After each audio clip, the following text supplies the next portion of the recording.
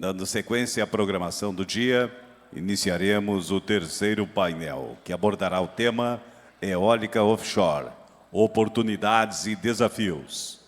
Convidamos para mediar o painel Fernando Estima, gerente de Planejamento e Desenvolvimento da Portos RS. Convidamos para compor o painel Daniela Cardial, diretora de operações na DGE Soluções Renováveis e presidente do Sind Energia do Rio Grande do Sul.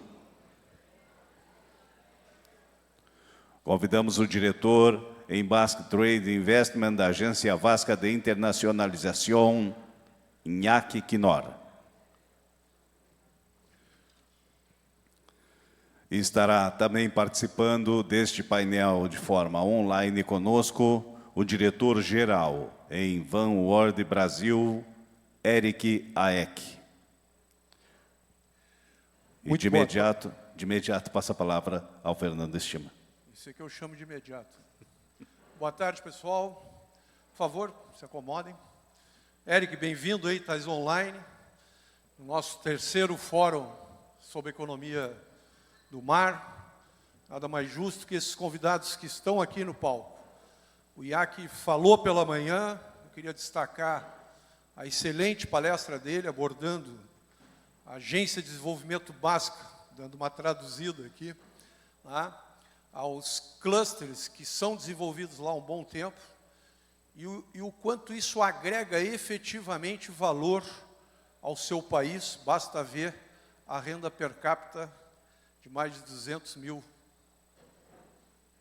reais, já está por pessoa. Então, isso tem muito a ver com o que nós conversamos aqui no Rio Grande do Sul, guardadas as proporções. Temos commodity, temos solo, temos um capital gigantesco ambiental, mas nós temos que aprender a botar mais valor nisso.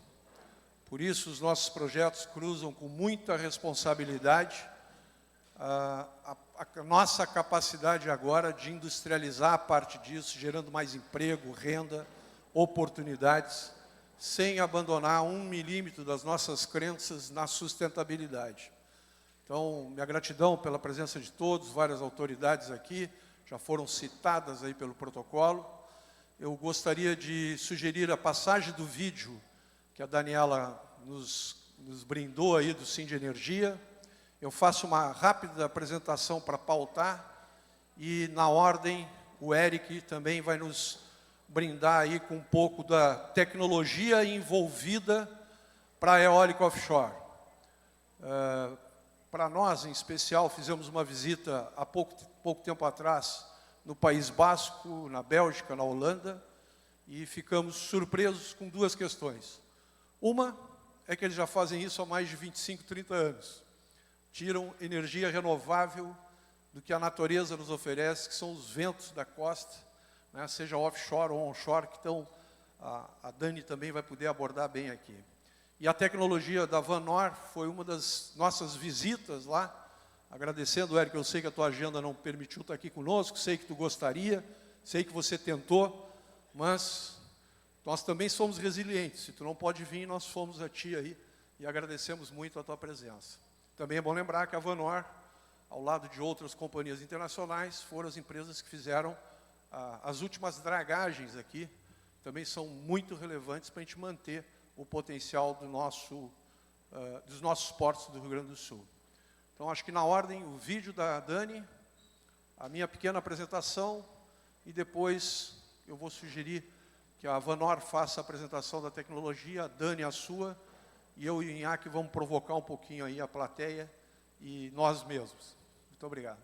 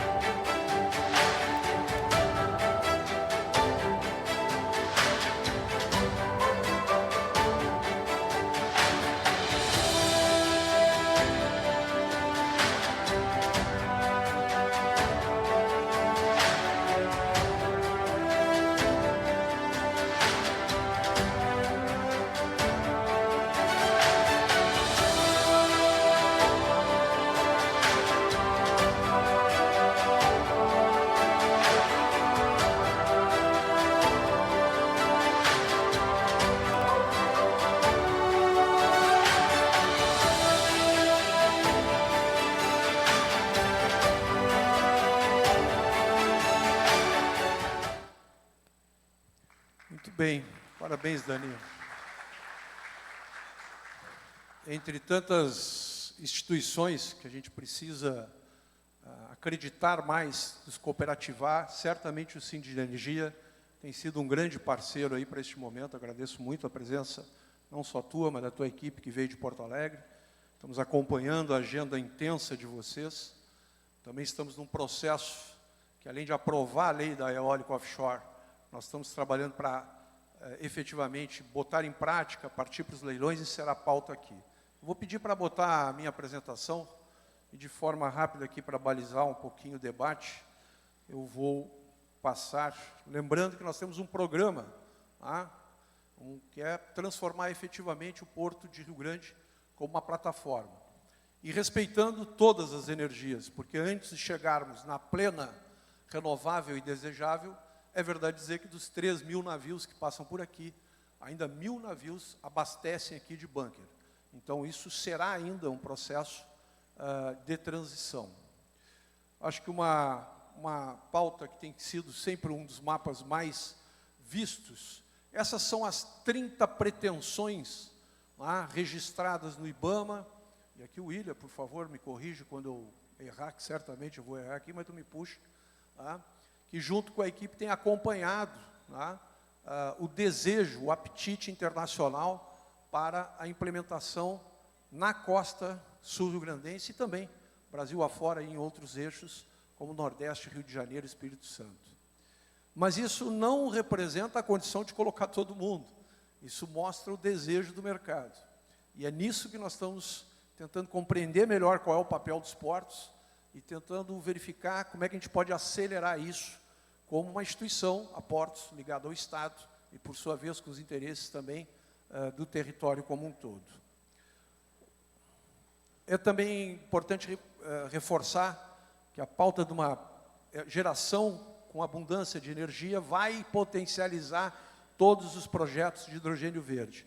E no contrato feito com a Mackenzie, de uma consultoria, apareceu isso como óbvio, automático, que o local com maior capacidade de produzir ao menor custo, que ainda é o desafio, trazer o custo competitivo do hidrogênio, parte aqui de Rio Grande, parte pela proximidade ao porto e as estruturas que temos. Então, se tem um local que tem que se preparar para acelerar o processo de recepcionar não só a eólica offshore, a produção de hidrogênio, é a cidade do Rio Grande, junto com aquelas áreas que podem consumir, como, por exemplo, a nossa cadeia toda industrial de fertilizantes. Bom, aqui a Dani talvez tenha mais o que acrescentar do que eu, bem como com as equipes do Ilha, do Henrique Ilha, que promoveram na última feira da Wind Power. Nós juntamos um pool de empresas interessadas e comentamos o seguinte: enquanto se faz o estudo, que é um estudo mais amplo, portanto, mais pesado, mais denso, mais demorado, né, que é o PEM, Plano Espacial Marinho, está sendo promovido pelo governo federal, onde nós temos aqui alguns representantes, o Henrique Ilha 1, a professora Tatiana, que está por aqui, também da Universidade Federal do Rio Grande do Sul, está lá, é uma das coordenadoras, e temos a satisfação de poder ir acompanhando esse processo. Mas se fez um estudo dizendo o seguinte: aonde são as áreas que têm menor conflito?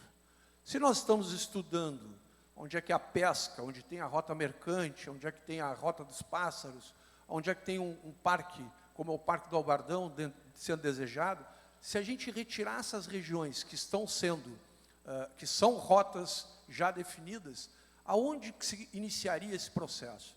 Esse trabalho ficou pronto recentemente, nós estamos muito satisfeitos com o resultado inicial, e ele vai ser doado, se a expressão é essa, depois tu me observa, para os grupos de trabalho do PEM, do governo federal, dizendo o seguinte: o Estado do Rio Grande do Sul já sabe que tem energia, já sabe que tem conectividade, tem grid, tem capacidade de receber, que é um diferencial que não vai durar muito tempo, porque o Nordeste também está se preparando, mas hoje é uma vantagem. O Nordeste não está pronto e nós finalmente largamos à frente e resolvemos fazer o estudo, ocupar os espaços do Rio Grande do Sul no próprio PEM, para que a gente possa fazer isso, repito, com muita responsabilidade. Eu me entusiasmo muito com esse estudo, porque eu acho que o Estado do Rio Grande do Sul pode promover uma coisa que é rara. Ele pode falar de energia renovável. Essa energia implantada aí vai necessitar mitigar algumas questões, e essas mitigações podem apoiar os projetos diversos ambientais. E aproveito para saudar a presença do Lauro e equipe aqui, tá? Que tanto preza pela nossa costa aí. Então, dá para fazer bem feito e dá para ser exemplar, dizendo a economia pode girar com responsabilidade, gerar energia, tá? Aproveitando os nossos ventos, respeitando e trabalhando também com a própria natureza e protegendo esse ativo que, se tem um Estado que pode e deve ser exemplo, né, nessa retomada, é o Rio Grande do Sul.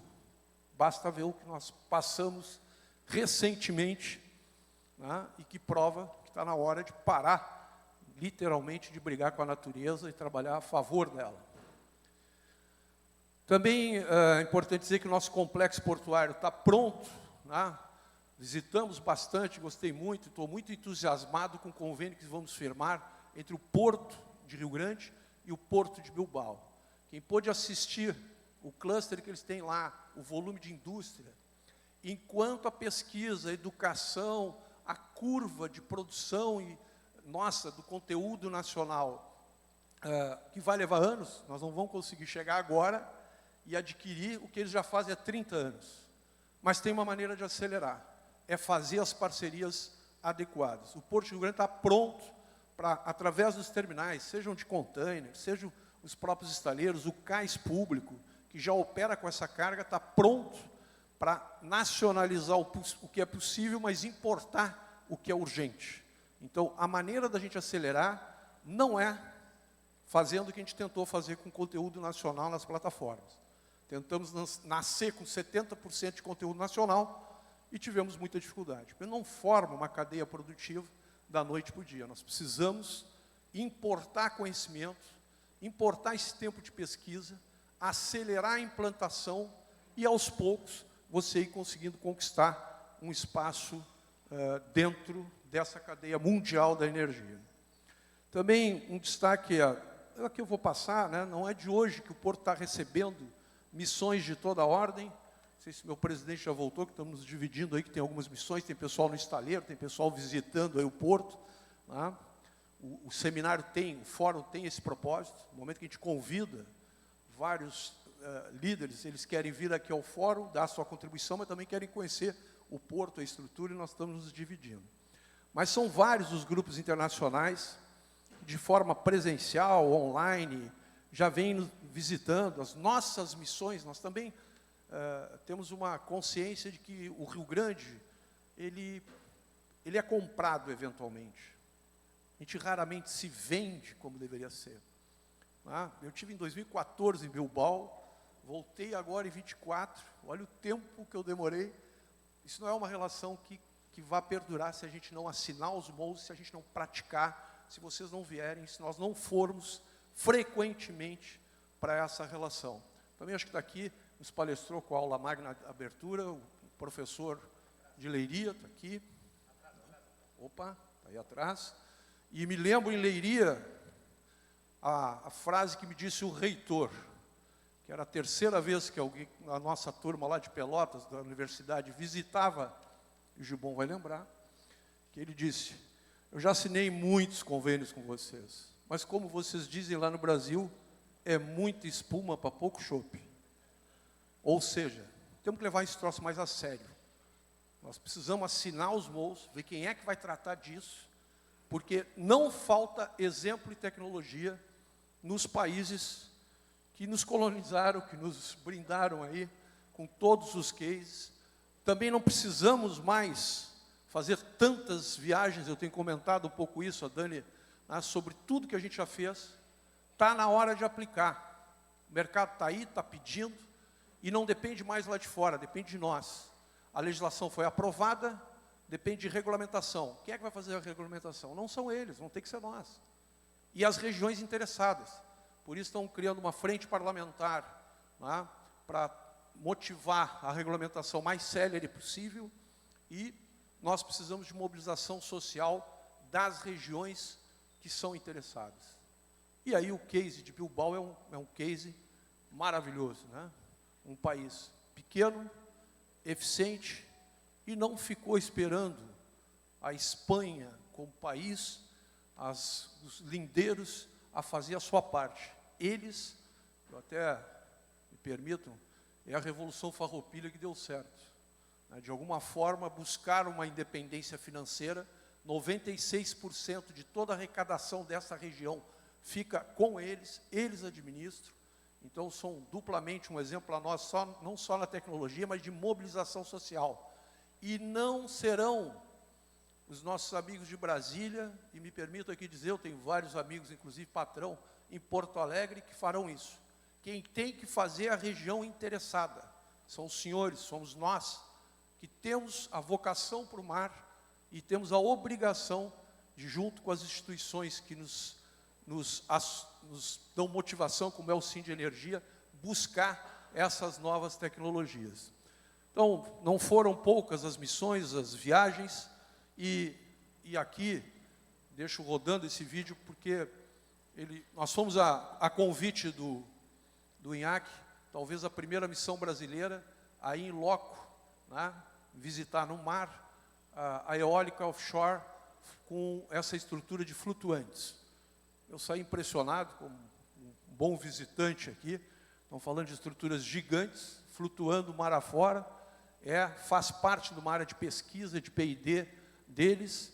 E também na Bélgica, aqui um destaque, quando eles têm um controle total de todas as operações na costa, onde eles têm uma ocupação, né, de todos os seus projetos na linha d'água, talvez até maior do que no próprio território. Ou seja, a economia deles vem muito mais do mar do que do próprio território. Então, me lembrei de trazer isso aqui um pouco longuinho, desculpa, mas peço agora que a Daniela aborde, vou pedir para passar para a apresentação do Eric, que vai seguir nessa linha da tecnologia necessária, que, repito, já fazem isso há muitos anos fora do país, e que agora o Eric vai poder, talvez, aí brindar um pouquinho a apresentação, falando da tecnologia deles para esta cadeia produtiva. Eric, está contigo. Boa tarde, vocês me escutam? Vocês estão me escutando? Alto e claro. Ok. Bom, boa tarde a todos. Primeiramente, agradecer, Chima, o convite para participar desse fórum, esse painel, discutir esse painel super importante para o desenvolvimento de Rio Grande e do Brasil. Dizer que é com muito orgulho, como você mencionou, a gente atua já em Rio Grande há um bom tempo. Aqui atrás, não me deixe negar, a última campanha aí no Porto de Rio Grande está aqui na minha sala. Infelizmente, não pude estar aí presencialmente, como você disse, mas vamos usar a tecnologia a nosso favor também, né? Bom, eu vou fazer uma apresentação aqui a pedido do Chima sobre os equipamentos necessários para a indústria de offshore wind, né, parque eólico offshore. Deixa eu iniciar a apresentação.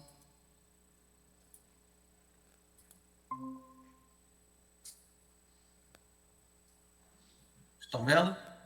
Sim. Bom, primeiro a gente vai falar vou falar um pouquinho da Vanord, para quem não conhece. A Vanord, ela é uma empresa familiar holandesa, com mais de 155 anos de experiência como empreiteiro marítimo internacional, e a gente adota como nossa assinatura a engenhosidade marítima. Temos como propósito criar um mundo melhor para as futuras gerações, através da nossa engenhosidade marítima, e a nossa missão como player global, com mais de 155 anos de experiência, a gente se esforça para acelerar a transição energética e fornecer soluções de infraestrutura marítima e adaptações climáticas. E, para isso, a gente trabalha com segurança, em primeiro lugar, e fazemos parcerias com os nossos clientes e demais stakeholders. Os nossos valores são: nós criamos, nós cuidamos, nós trabalhamos juntos e nós alcançamos o sucesso. A Vanord é dividida em duas unidades de negócio, né, que é a Dredging Infra, que é a dragagem infraestrutura, e Offshore Energy. Todavia, muito embora sejam duas unidades de negócio, As duas trabalham de forma muito próxima, porque muitas vezes projetos de eólica offshore têm uma sinergia muito grande com a ideia de infra, seja em razão de dragagem para abertura de valas ou regeneração de solos, seja para obras de infraestrutura portuária. Mas como a gente vai ver, e o Estima já antecipou, né, uma adequada infraestrutura portuária é vital para esse tipo de projeto. Focando mais no offshore energy, né, a Avanorte atua há mais de 20 anos nesse setor, e durante esse tempo a gente pôde acompanhar de perto o ganho de escala desses projetos. E o que fez nesse pequeno período, pequeno, né, em termos de vida útil de equipamento, a gente está falando de 20 anos, foram necessários investimentos massivos em upgrade dos equipamentos, bem como desenvolvimento e construção de novos equipamentos para acompanhar esse rápido e vertiginoso crescimento do setor. A gente pode, nesse meio tempo, foram mais de 60 projetos, e a sua maioria são projetos na Europa, né, onde a gente tem uma atuação mais forte, e recentemente a gente tem expandido a nossa atuação para a Ásia, com alguns projetos em Taiwan e Japão, e mais recentemente até mesmo para os Estados Unidos. Um mercado complexo e protegido, por ser considerado o setor estratégico de segurança nacional. Para isso, né, assim, a gente pode ver as últimas adições da nossa frota. Né? Foram necessários diversos equipamentos, obviamente, tendo em mente o nosso objetivo também como empresa de descarbonização, a gente focou também na eficiência energética, né, com os equipamentos híbridos, capazes de operar com combustíveis menos poluentes. Aqui a gente tem algumas dragas em 2022, movidas a GNL, e alguns equipamentos ao wind, como a Calypso e Boreas, também equipamentos híbridos com utilização de combustíveis menos poluentes. E para falar de equipamentos de offshore, primeiro é preciso ter em mente os tipos de atividades desempenhadas nessa unidade de negócios de offshore energy. As principais atividades são, né, basicamente, são a construção de parques offshore, propriamente, e nessa atuação existem diversas formas e modalidades de contratos, como a EPC, Balance of Plant, que é algo ainda mais abrangente do que o conhecido turnkey, mas isso é um assunto para outro momento, e transporte e instalação. Além da instalação de infraestrutura energética costeira, o Subsea Installation, que são instalações de rochas no fundo do mar, para falar mais para frente, quando apresentar esse tipo de equipamento. O Trenching e Backfilling, que são abertura de valas e cobertura das mesmas para a instalação dos cabos. E a manutenção também necessária nesse projeto. Algumas fotos de alguns projetos recentes, como esse primeiro projeto na costa francesa, aqui no Báltico, onde tudo começou. A gente está de volta lá entregando um novo projeto lá no final do ano passado. E esse mais recente agora no Estados Unidos. Esse aqui também ano passado, né, é bastante interessante. Foi um projeto de Subsea Installation, de instalação de rochas, para fazer a fundação dessa subestação. E é impressionante a precisão alcançada desse equipamento, instalação de rochas no fundo do mar, mesmo a 118 metros de profundidade.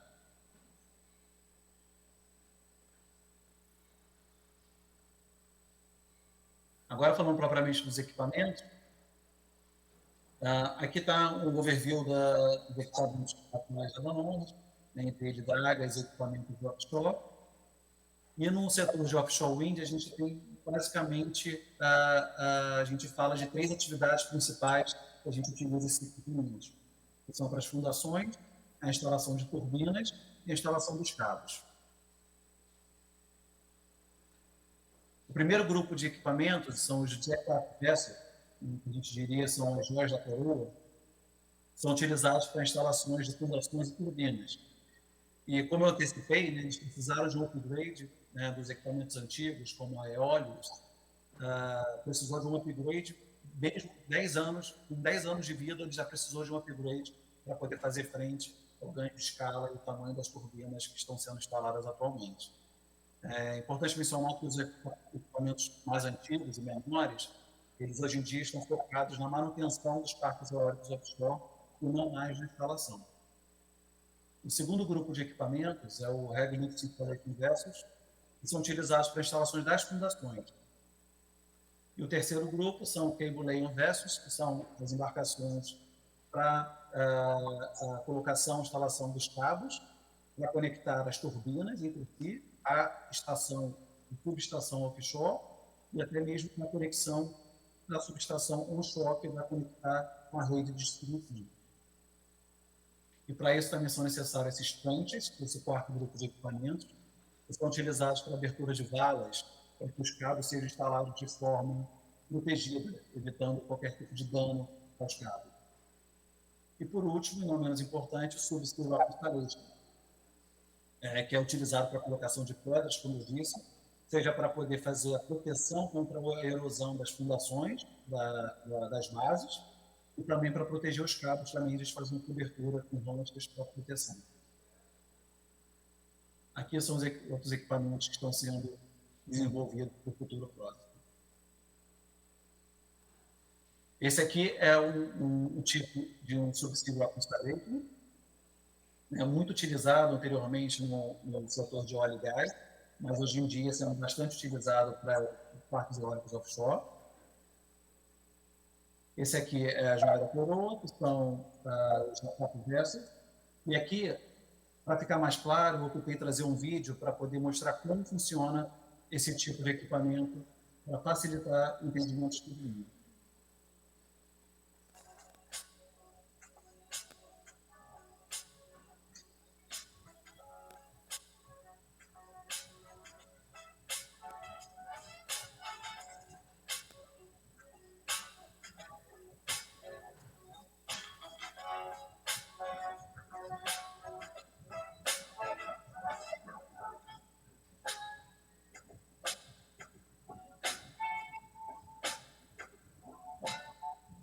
Vocês terem uma ideia do tamanho.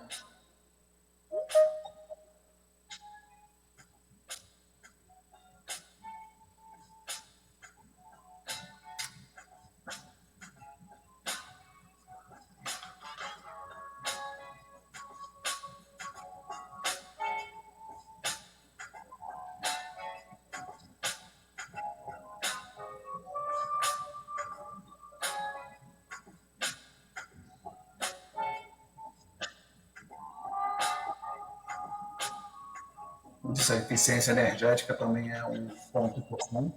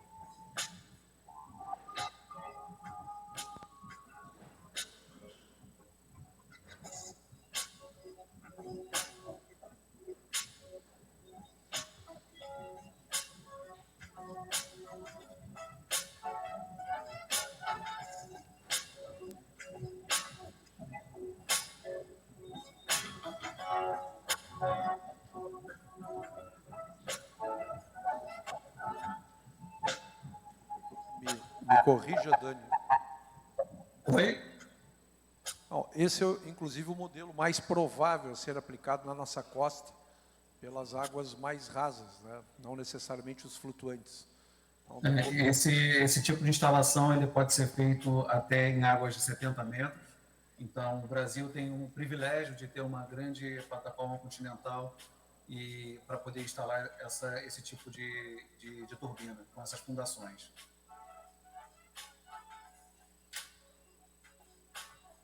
É isso. Bom, eu gosto de mostrar o vídeo porque a gente não entende esses equipamentos e olhando a gente consegue realmente entender como é que funciona. Aqui é a foto do Heavy Lift Installation. Esse é um tipo de embarcação para instalação de cabos, onde tem um grande carrossel para poder fazer essa instalação dos cabos para ligar as turbinas e a subestação. E esses são os equipamentos utilizados para a abertura das trincheiras. Mas antes de terminar, Shima, você falou aqui sobre a logística, né? E acho que é importante ressaltar que, além desses equipamentos altamente tecnológicos, é vital para o sucesso de um projeto de offshore wind uma perfeita logística.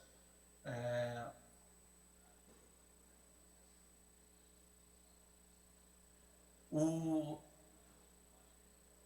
desenvolvimento de um offshore, desculpa, o desenvolvimento de um offshore, parque eólico offshore, é um quebra-cabeça complexo da cadeia de suprimentos, né? Ele envolve uma extensiva cadeia de suprimentos com múltiplas interfaces e cada componente vem com uma série de interfaces complexas.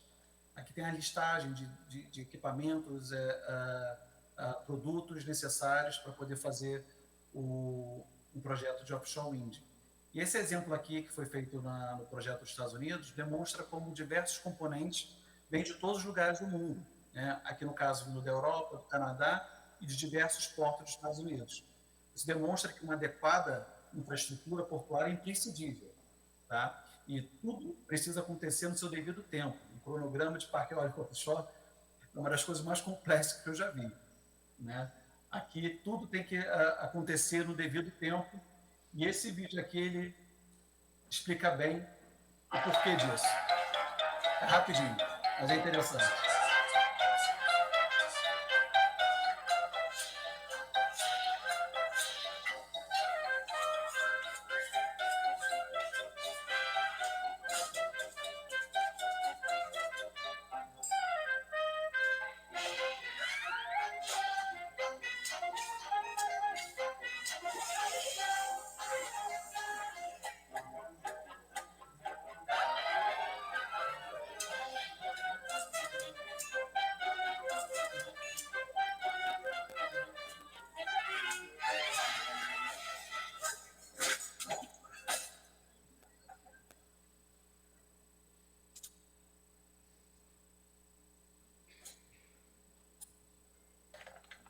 Visa check card.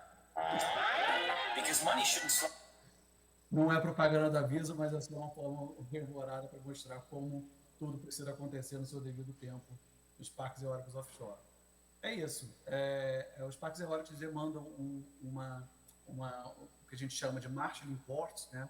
Que é fundamental para poder conseguir receber todos os componentes desses parques eólicos offshore. E o Rio Grande, o Porto de Rio Grande, tem as características necessárias para se tornar um marshalling port para essa indústria do offshore wind.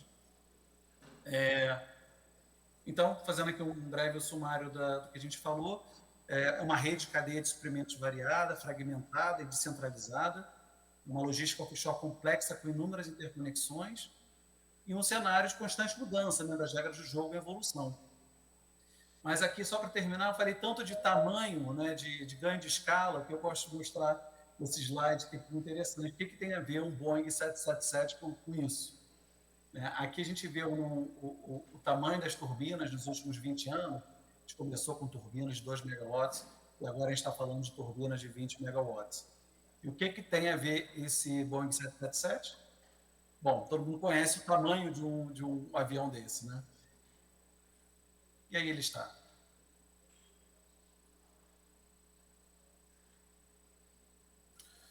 É isso, Chino. Muito obrigado.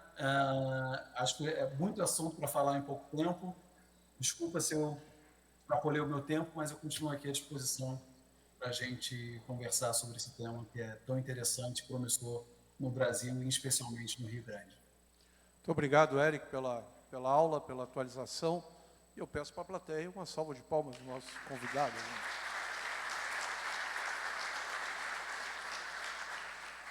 Muito bem, Eric. Permanece conosco aí, que podem surgir perguntas, por favor. De imediato claro. Eu passo a palavra para a presidente, amiga Daniela Cardial, empresária e presidente do Sind Energia. Por favor. Obrigada, Estima. Obrigada, Eric. Obrigada, Inhaque, mais uma vez. Todos aí que trouxeram esse convite para o Cindy Energia estar hoje aqui reunido. Uma PL especial. Obrigada pela iniciativa, que nós achamos tão importante. Não vi o Ricardo aqui, mas agradeço. Tá joia. Só para... Maravilha, para agradecer aí a iniciativa, a organização. E eu fiquei muito feliz porque eu recebi o convite para estar aqui com vocês hoje, enquanto eu estava no Porto de Bilbao com o Estima. Então, de certa forma, mostra o alinhamento que a gente tem, que a gente precisa manter e que foi ressaltado ali na apresentação do Estima e agora também comentado pelo Eric, quando a gente fala em montar todo esse processo, esses elos que devem estar reunidos para a gente bem conduzir a criação de um novo setor.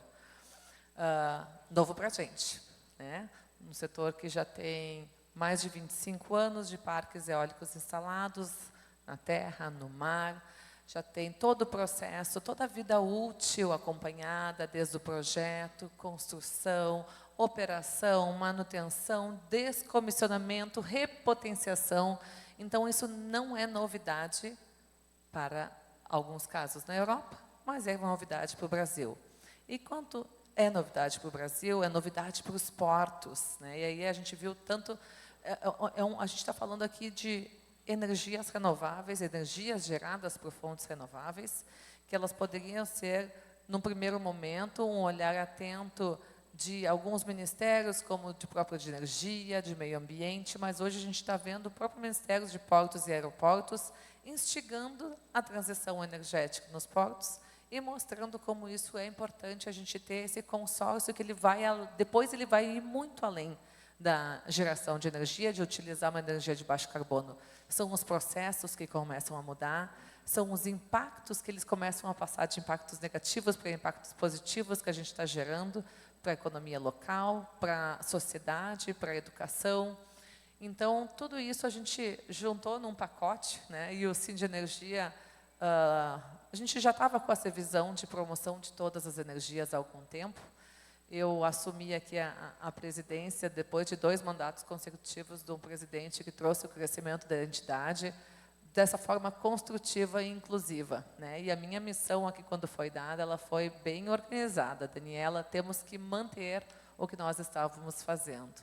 O Guilherme abriu essas portas e uniu esforços, e a missão dessa gestão agora, 24, 27, é justamente continuar abrindo mais portas, convidando todos para estarem junto com a gente. E quando a gente fala todos, realmente, é botar todos na mesa. Setor público, privado, academia, ONGs, é o que a gente tem tentado fazer isso dia e noite e saído até da nossa própria caixinha, que é a caixa da indústria, das empresas do setor de energias renováveis. E a gente hoje está falando em capacitação de mão de obra para atender toda essa demanda crescente e maravilhosa. É inovação, é uma visão de curto, médio e longo prazo, depende de onde a gente quer olhar. Quando nós estamos olhando, por exemplo, para o setor de eólicas offshore, a gente entende que é um setor que, no Brasil, deve acontecer ali por volta de 2030, porque até o Eric depois pode complementar. Se nós quisermos hoje construir no Brasil, a gente não consegue. As embarcações do mundo já estão todas organizadas. Então, esse meio tempo, o que a gente tem que fazer? A gente tem que desenvolver novas aptidões e bem preparar a nossa sociedade, preparar a nossa economia e trazer a cadeia que nós queremos. Qual é a cadeia que nós queremos? A gente quer empresas e indústrias que estejam com esse foco de descarbonização, com foco de gerar impacto positivo e com foco de atuação de longo prazo. Então, com a parceria com a Portos, com essa visão de entrar, né, trazer as eólicas offshore do mar para a terra, num movimento quase contrário do que todo mundo fala, transição terra-mar, né? Hoje a gente está vendo que essa grande mudança vai acontecer do mar para a terra. E a gente precisa estar bem entendendo os nossos potenciais na terra, no mar, desculpa, e por isso é tão importante o projeto, todo o trabalho que está sendo feito, o planejamento espacial marinho, e todo o trabalho que nós conseguimos conduzir aí em parceria com a Portos, e aqui eu acho que vale ressaltar a importância do Ilha nesse processo, porque para a gente poder trazer todos os dados e colocar layer sobre layer e poder ter uma visão um pouco mais clara de quais são as áreas que têm maior acessibilidade ambiental, quais são as áreas que têm maior interesse, vocação de recurso eólico, quais são as áreas que estão mais próximas a portos e que elas podem trazer uma atratividade melhor até para o retorno de investimento do projeto. Tudo isso a gente conseguiu fazer justamente porque a gente, mais uma vez, trouxe essa união. Conhecimento existente, conversas constantes, não só com o governo federal, como com academias, com entidades, inclusive ONGs, que são muito importantes. A gente saiu de Porto Alegre por convite e provocação aqui da Prefeitura de Rio Grande, da Secretaria de Meio Ambiente de Rio Grande, que é a primeira vez que quis falar um pouquinho mais sobre eólicas offshore, chamou a gente aqui. Quando nós viemos falar para o Conselho, a gente viu toda a necessidade que tinha da gente realmente aproximar comunidades pesqueiras, a academia, dessa roda de conversas. E aí o Lauro Barcelos, como sempre, né, promoveu toda essa aproximação, abrindo a sua casa e oferecendo um espaço amplo de discussão.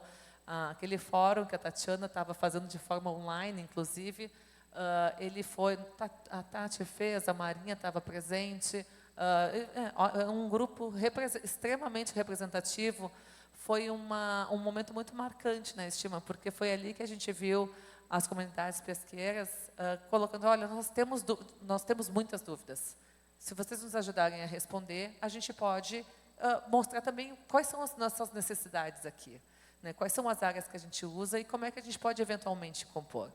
Então, de lá para cá, né, nós viemos aí estreitando relações, conversando um pouco mais, e hoje esse estudo de favorabilidade que o Estima comentou ali no início, pediu para eu trazer aí um pouquinho mais à luz, nós encerramos em janeiro deste ano, mas ele não é um evento, ele não é um estudo estanque, ele é um estudo extremamente orgânico, porque a gente sabe que sempre são fotografias, assim como a gente tira uma fotografia daqui, neste momento, daqui a um dia, daqui a um ano vai estar diferente, no evento do próximo ano vão ter pessoas diferentes, então todas essas atualizações a gente tem que trazer para os estudos. Então, os usos que tem hoje mostram uma favorabilidade muito grande realmente para a instalação de empreendimentos eólicos offshore no Estado. Só que o que ela seleciona, o que ela orienta? Que a gente faça isso com razoabilidade. Nós não estamos somente falando em geração de energia, em geração de emprego, nós estamos falando em boa utilização, necessária utilização de recursos, como toda a parte do acesso que vai ter necessário dos cabos que vai chegar na terra, como é que as populações vão conviver com isso, tanto na terra como no mar. E esses esclarecimentos foi o que nos motivou a continuar a nossa parceria aí que já vinha com a Holanda, que nós estamos hoje ampliando com o País Basco, com a Bélgica, de procurar mais exemplos para a gente poder saber qual vai ser a nossa escolha, né? Então, hoje, nós estamos aí celebrando, né, Estima, eu vi o Cristiano ali no fundo, o Flávio, o projeto do piloto aqui no Porto de Rio Grande, que ele, de certa forma, a gente sabe que ele deve ser faseado, começaremos com uma fase de medições, para a gente depois poder saber qual é o modelo. Primeiro vamos fazer medições em terra, depois a gente coloca um LiDAR flutuante na água, vamos vendo, assim, existe a possibilidade da gente trazer um aerogerador com algum modelo inovador, como uma bateria associada, com uma usina de hidrogênio verde, maravilha, isso vai trazer um impacto positivo, vai reduzir o consumo, vai prover um consumo de energia renovável, limpa e com segurança para a gente aumentar o fator de capacidade. Poxa, isso é uma inovação extremamente necessária, não só para portos, mas para a sociedade como um geral. Então, assim, a gente fica feliz de ver todo esse entendimento, toda essa possibilidade que foi criada diante dessa união de esforços e de entendimentos que impactos podem ser positivos. Então, acho que, mais uma vez, Estima, agradeço muito, mas vou deixar espaço também para o Inhaque falar e depois a gente desdobrar eventualmente.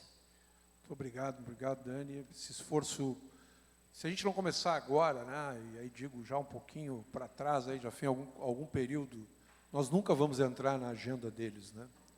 precisamos trabalhar na regulamentação, lembrando que cada parque desse, para cada 100 torres, nós estamos falando de 2, 3 bilhões de dólares de investimento, milhares de toneladas aí de metais e processos.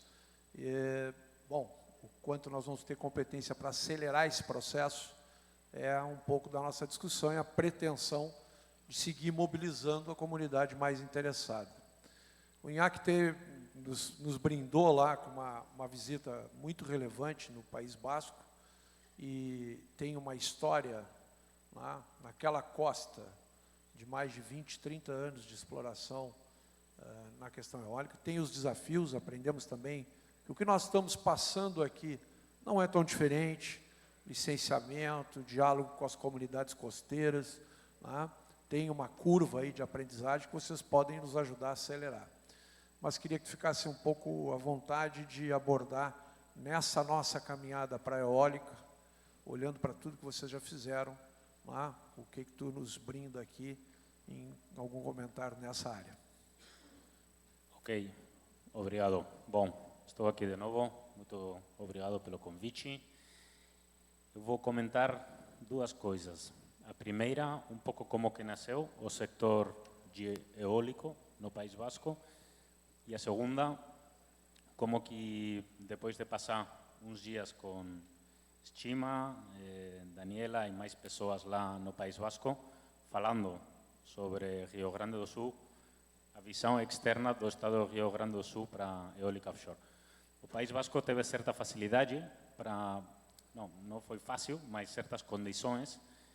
Nós tínhamos uma empresa energética muito forte, pioneira em renováveis, que é a Iberdrola, hoje, e também tínhamos a Gamesa. Gamesa era uma empresa aeronáutica, mas que foi pioneira também, junto com os dinamarqueses, em desenvolvimento de turbinas eólicas. Então, Gamesa foi comprada pela Siemens, uma joint venture, virou Siemens Gamesa, e Iberdrola virou o maior desenvolvedor de energia eólica do mundo, também, onshore e offshore. Bom, hoje talvez é alguma empresa na China, não sei exatamente, mas no mundo ocidental, ou tirando China, Iberdrola é o maior desenvolvedor. A partir daí, nós tínhamos uma cadeia muito forte, metalmecânica, que vocês também têm aqui no Rio Grande do Sul, e essa cadeia metalmecânica, assessorada pelo governo basco também, e pelas empresas e a política de clusters, pouco a pouco, pues, produtos que não eram, ou linhas de trabalho que não eram orientadas a eólica, pues foram criando uma linha de produtos para eólica, para hoje serem o que nós chamamos pequenos campeões, que são pequenas empresas, pequenas e medianas empresas, líderes en nichos muy pequeños.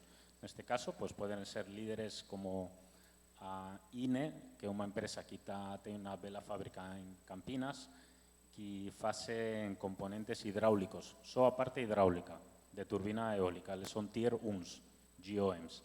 O Antec, que era una empresa muy pequeña que no estaba indo bien, que sugirieron para ella y dieron unos apoyos para que mudase para frenos eólicos, y hoy es la empresa que es el líder mundial de frenos eólicos.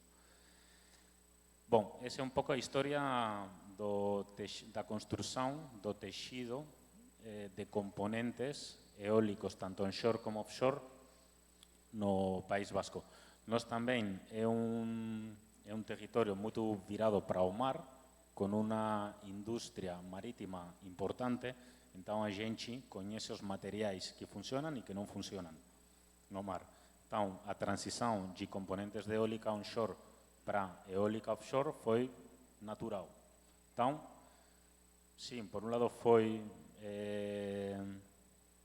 simples, não sei se simples, mas foi um caminho também que a gente deu pues, muito trabalho, mas também sorte, porque tínhamos certas condições para criar esse ecossistema. E depois, também a segunda parte que eu comentava, referente ao desenvolvimento de eólica offshore aqui no estado, concretamente de Rio Grande do Sul, Pois, depois dessa missão, que tive a oportunidade de passar tempo com vocês e também com outras pessoas, tanto empresários como figuras públicas estaduais e federais brasileiras, existem aqui, neste estado, a gente vê certas vantagens, ou certos pontos favoráveis. Um dos primeiros, que outros estados talvez têm, mas não todos os estados têm, que vocês têm já uma estrutura portuária muito desenvolvida, aqui no Rio Grande. Eu ainda não visitei o porto, mas, pelo que entendo, pelo que escuto, pelo que me contam, entendo que é verdade, a infraestrutura está muito avançada, como comentava o companheiro da Van Oord, Eric, a logística é muito importante e são componentes muito grandes, são componentes do tamanho de um avião. Então, precisa de ter muito espaço pronto para poder atender a construção de um parque eólico. Por outro lado, um problema que Rio Grande do Sul atualmente não tem e outros estados brasileiros têm, vocês têm capacidade de transmissão pronta para produzir energia e transmitir a polos de consumo. Isso é um investimento que antes ou depois vai ter que ser feito quem queira receber eólica offshore e vender, exportar essa energia a outros estados. Eu anotei aqui tudo porque senão de algum eu ia esquecer. Outra vantagem que a gente vê no Rio Grande do Sul frente a outros lugares para desenvolvimento de eólica offshore é que o sol é forte aqui, porém não é tão forte como em outros lugares. Então, o sol no final é um concorrente, é outra fonte de energia. Se o recurso solar é menos forte, tem mais chances de a eólica offshore ter um argumento mais sólido para acontecer. Hoje em dia, talvez em outros lugares, no deserto de Atacama, no Chile, ou na Austrália, ou na Espanha, ou no norte da África, o sol junto com baterias é uma fonte de produção muito competitiva. Nesses lugares, Noruega, Alemanha, onde isso não é uma realidade, a eólica offshore passa a ter muito mais sentido. Também o Rio Grande do Sul foi pioneiro em eólica onshore. O primeiro parque eólico onshore do Brasil foi o Parque de Osório, se não me equivoco, pela Enerfin, que faz parte do grupo Lecnor, que é uma empresa de origem basco também. Ostenmayer, Felipe Ostenmayer. Felipe Ostenmayer era diretor, que antes não lembrava do nome. Então, dá para ver que é uma região que industrialmente e a nível de infraestrutura tem capacidade de afrontar novos desafios. Se foi o primeiro no onshore, por que não em offshore? Vocês têm também muito conhecimento de trabalho no mar. Então, isso não deveria ser uma barreira. Depois também, mais geração de energia conlleva um maior desenvolvimento do Estado. O ano passado foi um ano complicado para Rio Grande do Sul. Uma fonte de energia renovável adicional ou maior produção de energia no Estado pode trazer um maior desenvolvimento, já seja em forma de indústria eletrointensiva, já seja em forma de data center, já seja em forma de hidrogênio. Então, também este tipo de investimento, eólica offshore, pode ser uma forma de dar um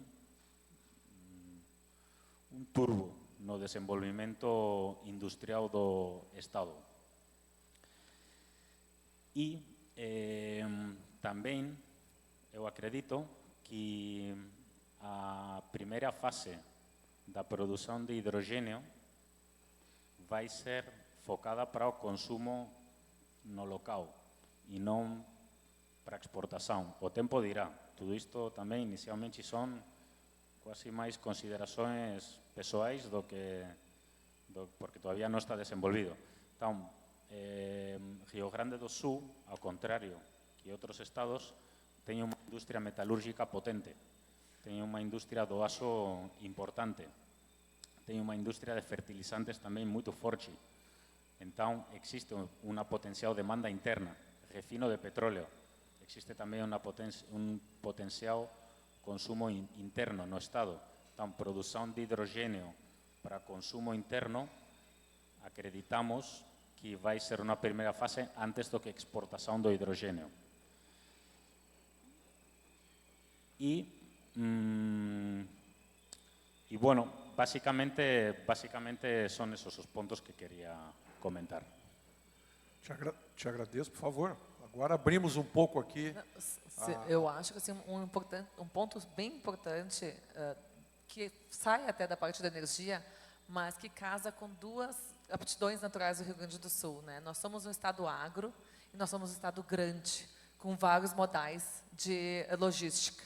E quando a gente pensa em regiões como, por exemplo, aqui Rio Grande, que o porto tem o mar, tem lagoas, nós temos ferrovia, e a gente pensa em consorciar esses modais de baixo carbono, a gente consegue promover muito mais do que a transição energética, olhando só por geração. A gente realmente entra na mudança, na grande mudança, e é onde que a gente realmente tem um impacto maior de emissões de carbono, que são nos veículos. Então, eu acho que esse é um ponto muito importante, porque quando a gente faz essa avaliação em outros estados, e eu me lembro que alguns anos atrás a Beólica fez 7 estudos, aliás, estava na 7ª revisão do mesmo estudo, como que ele podia fazer, como que seria possível o envio de equipamentos de grande dimensões, como pás, para o interior do Nordeste, tudo por rodovia, né? Então, aqui a gente, mais uma vez, a gente tem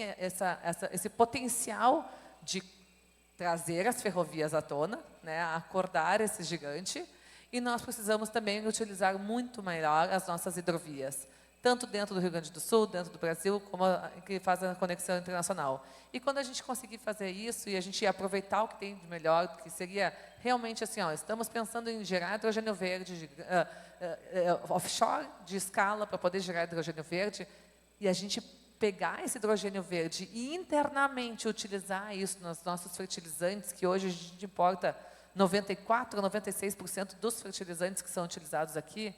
Mais uma vez, a gente promove um melhor aproveitamento do recurso local e uma não necessidade de causar todo o impacto, de trazer toda uma pegada ecológica, de trazer um fertilizante que hoje vem de países que estão em guerra.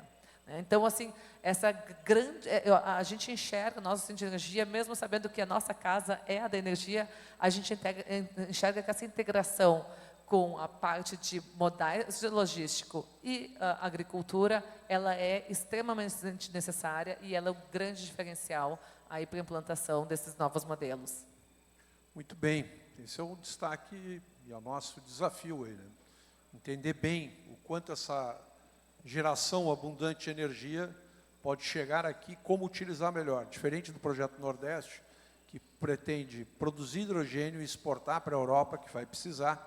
Nosso é, talvez, fazer uma utilização interna, iniciando pelas fábricas que diretamente estão envolvidas, mas isso modifica, transforma os distritos industriais do Sul aqui, sem dúvida nenhuma. Então, é nessa linha que a gente está trabalhando. Éric, eu queria um pouquinho da tua palavra aí, no sentido desse agendamento, que é constante. Queria entender se teu grupo está envolvido, como outros grupos, em construção de novos navios para atender esses mercados, e para aproveitar a polêmica, que é um pouco meu papel aqui, saber o que esse movimento trumpista nos Estados Unidos gerou de instabilidade para vocês, e reforçar o convite que estamos abertos aqui para acelerar os projetos no sul do país. Maravilha, Chima. Bom, primeiro vou fazer um comentário sobre o que a Daniela bem colocou, é que um parque eólico offshore não é feito da noite para o dia. Tá? Hoje em dia, a gente já está participando de contratações para 2029, 2030. Então, a gente está falando de projetos daqui a 5 anos, e os nossos equipamentos já estão ocupados até 2029. Não só os nossos, da Vanorge, mas como de toda a cadeia. E como houve esse ganho de escala das obras de offshore wind, foram necessários, não só por parte da Vanorge, mas por parte das outras empresas, esse investimento em novos equipamentos. Então, há uma limitação de equipamentos capazes de fazer, de executar esses projetos atualmente, e então o planejamento com um grande prazo de antecedência ele é crucial. Tá?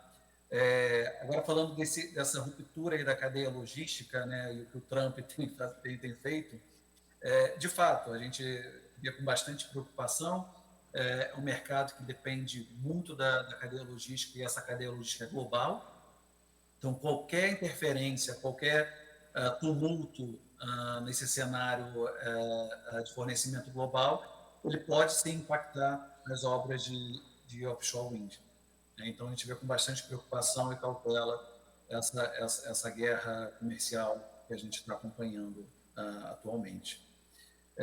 Enfim, e comentando também sobre os potenciais drivers, né, o que pode estimular projetos de offshore wind, como bem colocado pelos senhores, a agricultura com fertilizantes e siderurgia. Tem um outro negócio também que muita gente não desconhece, demanda muita energia, né, que são centros tecnológicos, são data centers de inteligência artificial. A demanda por energia desse setor é muito grande, é muito grande. Eu não tenho dado aqui agora, mas eu li recentemente que um data center de inteligência artificial ele demanda energia equivalente a grandes metrópoles. Então, é um outro negócio que pode casar e estimular o investimento em parques eólicos offshore. E a gente estava falando também das diversas fontes, a gente sempre vê as diversas fontes como complementares. Eu acho que não chegam a ser concorrentes entre si, elas acabam complementando. E para a produção de energia de hidrogênio verde, por exemplo, em que a produção ela tem que ser constante, a variação de produção de energia que alimenta essa planta de produção de hidrogênio, ela precisa ter diversas fontes também. Então, no Brasil, a gente pode contar com 3 fontes de energia limpa para offshore wind. Desculpa, para a produção de hidrogênio. A wind, né, a hidrelétrica e a solar. Então, a gente vê essas 3 fontes como complementares nessa indústria de produção de hidrogênio. Muito bem, muito obrigado. Dani, o Eric provocou, eu vou terminar de embalar. A gente sempre tem uma dificuldade, às vezes, nos eventos públicos, porque só o Porto, me corrija aí, presidente Cristiano, acho que tem 7 ou 8 MOUs assinados, onde a prioridade é confidencialidade. Aí nos pede para vir para o palco falar dos projetos, não é fácil associar.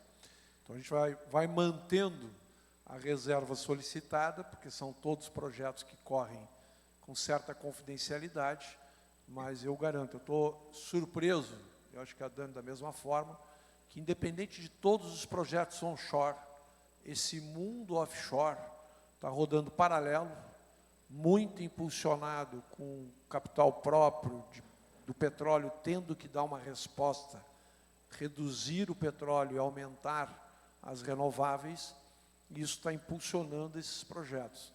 Mas ele tocou num dado que o Rio Grande do Sul também está trabalhando, e que nós queremos que seja aqui também uma base muito forte na Zona Sul, que é os Big Data. Queria te escutar um pouquinho, que eu sei que tu está envolvida nessa parte do onshore também, com essa abundância energética aí. Eric, pensa na nossa satisfação ao ver o governador do estado do Rio Grande do Sul, ao lado de um grande data center, lançar um projeto de uma cidade de data centers, né? E a medição do investimento não foi em euros, nem em dólares, nem em reais, foi em gigawatts. Então, esse dado ele reforça a importância de nós termos energia para continuarmos crescendo. A tecnologia hoje ela é base de tudo: medicina, segurança, educação, saneamento. tudo hoje está movido com uma inteligência cada vez mais rápida, que cada vez mais demanda energia. E essa energia, mais uma vez, nós temos a opção, né? Nós estamos aqui falando de uma reconstrução do Estado. Como que queremos essa reconstrução? Que ela seja renovável? Que a gente continue utilizando fontes fósseis? Né? Nós comentamos agora, vindo para cá, South Summit, semana passada, foi um sucesso absoluto. Uma felicidade estar na beira de Porto Alegre, praticamente um ano pós-enchentes, e ver o mundo inteiro aqui celebrando as conquistas, celebrando inovações, só que atrás do South Summit, geradores a óleo diesel. Né? Então, assim, nós precisamos realmente de uma inovação completa. Nós precisamos mostrar tudo de bom que nós temos aí, que estão tecnologias que já existem, que a gente pode trazer e que só vão agregar e que vão deixar cada vez mais completos os nossos eventos. Isso não, quero até deixar claro que não é nenhum tipo de...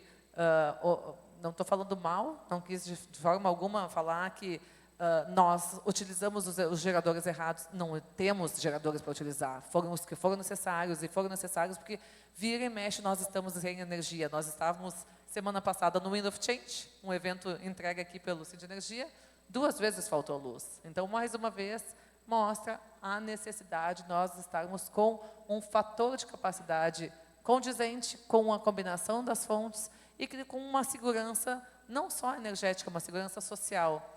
Érica, não sei se você sabe, mas o Rio Grande do Sul importa energia. Nós não temos... Toda a energia que a gente consome, a gente não produz. A gente precisa do Sistema Interligado Nacional fornecendo energia para a gente. E a gente poderia ter esse ciclo já invertido há bastante tempo. Claro que nós ficamos 8 anos sem conexão, mas hoje nós temos 8 GB de conexão, não brincadeiras à parte. Então, nós temos que aproveitar e agora não só começar a fornecer o excedente para dentro do Brasil, para outras regiões, como também aproveitar isso para girar uma máquina de desenvolvimento econômico. Muito bem. Nos encaminhando aí para a reta final, Inhaque, gostaria de tua manifestação, voltando a te agradecer pelo painel principal da manhã, nos auxiliando agora neste painel, né, do case de Bilbao e do País Basco, e quero te reforçar aqui na presença de todos, que a Portos RS vai celebrar com Bilbao, que é o Porto de Bilbao, um convênio para ajustar a logística. Nós assistimos lá uma aula de todos os pátios terminais, visitamos os terminais para entender qual é o nosso papel, qual é o papel da Portos dentro desse contexto, que tem cais público, que tem terminais arrendados, como é o caso do terminal do Tecom, que tem estaleiros que estão se reinventando, né, e tem áreas muito nobres, né, e nós temos consciência, ainda não te levei para visitar, estou com 2 dívidas com ele, uma é visitar o porto, outra é pagar um churrasco, porque eles nos tratou muito bem, entre as tratativas excelentes. Recomendo o vinho branco Chacoli, né, a qual ele nos brindou diariamente, né, e que sirva de exemplo que vocês fazem lá.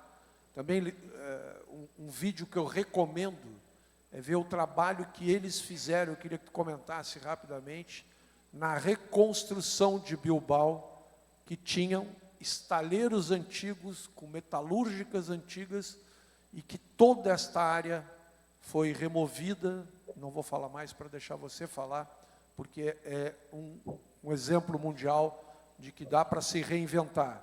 E isso está acontecendo agora aqui sem o trauma da época. Nós passamos por uma curva de indústria naval, estamos retomando, precisamos desses contratos que estão acontecendo, e esse ativo dos estaleiros construídos, do maior dique do hemisfério sul, não podem mais ser subutilizados. E eu acho, me sinaliza muito forte, que a indústria da eólica offshore pode encontrar nesses estaleiros o que ela está procurando. Porque quem constrói módulos certamente tem um standard alto. Não é possível que não possa fazer parte desse processo industrial da eólica offshore. E é nessa linha. E também não venham mais, porque meus cabelos brancos já dão um norte, dizendo assim, não dá para fazer. O Estado não tinha um evento internacional na área de TI. Nós fomos juntos aí, academia, governo, fomos a Madrid e conseguimos trazer aqui um evento que hoje é um sucesso, está na sua 3ª edição, e que a própria Espanha diz que não sai mais daqui pelo sucesso do engajamento que traz com a América Latina. Este é o sucesso que eu desejo ao Porto de Bilbao, na parceria com a Portos RS, que a gente consiga ter uma janela lá, né, de abertura para essa logística, de toda essa tecnologia que vocês geram lá, para acelerar o processo aqui, bem como tivemos visitando em Rotterdam a Van Oord e os seus colegas naquela região, né, concorrência salutar, né, Eric? Então a gente visita todos os do setor, estamos aproximando para dizer o seguinte: temos porto, temos área, temos convênios com as áreas de logística que podem trazer, e as grandes empresas internacionais estão aqui também, conhecem todo o sistema e podem acelerar esse processo. Mas queria te escutar um pouquinho ainda de Bilbao, nos poucos minutos que nos restam aqui. Bueno, Bilbao, hoje em dia, no 2025, que vocês foram, não tinha nada a ver com o que era faz uns anos. De fato, Bilbao não dava para ver o rio, faz uns, não sei, 70 anos ou por aí, pela quantidade de espuma, não era de chope, que descia pelo rio da poluição que tinha lá. O prédio mais famoso hoje de Bilbao talvez é o Guggenheim, tem um museu lá. Bom, antes do Guggenheim tinha lá um lugar onde os carros estragados se deixavam para vir a sucata. Então a transformação é bem importante. Como comentava a Estima também, os estaleiros estavam perto do centro de Bilbao e aos poucos foram se levando mais para perto do mar, fora da cidade, e continuam vivos hoje. Bilbao passou a ser de uma cidade na qual caía chuva ácida, que você não podia pendurar a roupa de cama em determinados horários fora de casa, porque quando chovia a roupa de cama ficava com buracos por causa da acidez, da poluição. Hoje em dia, é uma cidade completamente oposta. Então, a transformação foi muito importante, até o ponto de ser um lugar global de desenvolvimento de energias renováveis. Muito obrigado. Dani, vou pedir para que tu faça as palavras finais do Sind Energia e, na sequência, o Eric e o próprio Inhaque, faz favor. Estima, mais uma vez, eu gostaria de reconhecer aqui a organização dessas conversas, porque isso aqui representa um posicionamento, né? O município de Rio Grande, a região aqui do extremo sul do Rio Grande do Sul, ela está há muito tempo já com esse olhar de mudanças, né? Olhando várias vocações, não só energéticas. E a gente reconhece que essas vocações, elas procuram assim realmente conciliar aí um desenvolvimento do que nós possamos nos orgulhar, né? E que esse tipo de conversa que a gente está tendo aqui hoje, a gente possa ter em outros fóruns, em outros locais do Rio Grande do Sul, porque nós não só defendemos aí a promoção de todas as energias, mas a união de todos os municípios, de todos os estados, enfim, de todos reunidos aí nesse movimento de organização, efetivação de um mundo melhor. Então, mais uma vez, muito obrigada, contem com a gente. Estamos dispostos aí a conversar muito, não somente sobre a indústria do setor de energias renováveis, mas também quem precisa trabalhar nessa indústria e quem vai viver com os benefícios. Muito obrigado. Eric, tuas palavras para encerrar aí, te agradecendo muito o teu tempo aí, que eu sei que estavas na correria aí também. Imagina. Eu que agradeço, Estima, pelo convite. Eu acho que debater esse tema é extremamente importante, porque é um tema que não é mais futuro. A gente não está falando de futuro, a gente está falando de presente, né? Eu acho que a demanda, a oportunidade, vocês têm um porto que pode se tornar um marginal port, como a gente chama esses portos que dão base, que servem de base para esse mercado de offshore wind. Vocês têm todas as características para se tornar um marginal port. Então, acho que a gente tem que falar agora de presente, tem que falar não só de planejamento, mas sim de implementação e execução. Eu acho que a gente tem que realmente começar a dar o chute nessa partida inicial para poder tornar isso uma realidade. No mais, eu me coloco à disposição, sabe que a gente está sempre olhando para Rio Grande com todo carinho, é um lugar que a gente pretende ficar por um bom tempo e a gente quer participar dessa transformação, quem sabe, instalar o primeiro parque eólico offshore no Brasil, aí em Rio Grande. Muito obrigado. Que agradeço, aceitamos o desafio aí. Estaremos semana que vem na Intermodal, a Dani também está indo, estaremos, acho que o Inhaque está presente, nós estamos formando um grupo, que é o pool dessas empresas interessadas e que chegue o quanto antes. Há espaço no Brasil para vários projetos, mas queremos ousar aqui, talvez, em sermos os primeiros neste momento da história. Muito obrigado pela tua presença. Inhaque, palavra contigo. Bueno, o meu comentário vai bastante em linha do que fala Eric. Faz 3, 4 anos que também estou indo em evento de eólica offshore e parece que não termina nunca a acontecer. Os projetos não terminam de sair, o projeto de lei, etc. Então, eu acredito que o Brasil tem muito potencial. Rio Grande do Sul, já seja via fertilizantes, seja via hidrógeno, seja via metalúrgica, seja data center, é mais econômico exportar dado do que exportar energia via fibra. Então, eu acredito que estão todos os ingredientes prontos, só que faltan a definição de algumas regras para que aconteça, mas os investidores estão querendo investir. Então, animo a que aconteça já e se execute. Muito bem, muito obrigado Dani, Eric, Inhaque. Acho que muito foi atualizado aqui, acho que a proposta anual do evento é trazer para a nossa comunidade também como é que estão esses projetos que são de médio e longo prazo. Gostei muito também da observação do Eric no sentido de dizer que já está acontecendo, né? No momento que a gente está implementando tudo isso, é o primeiro passo para a gente se aproximar. Acho que o grande ato agora é mobilizarmos para conseguir trazer a regulamentação e os primeiros leilões. E é nesse sentido que nós vamos fazer muita força.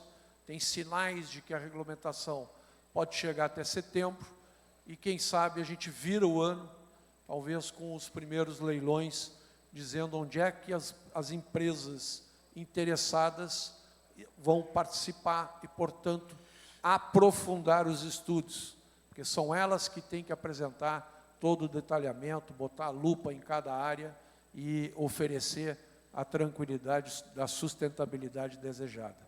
Muito obrigado, peço por protocolo, então, assumir. Muito obrigado.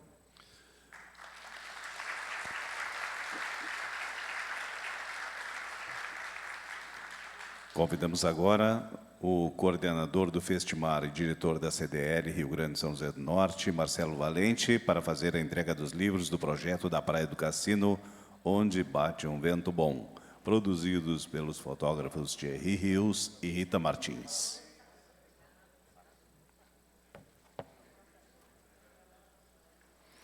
Agradecemos, então, a mediação do senhor Fernando Estima e a participação da senhora Daniela Cardeal, do senhor Eric Aek e ainda do senhor Inhaque Quinor.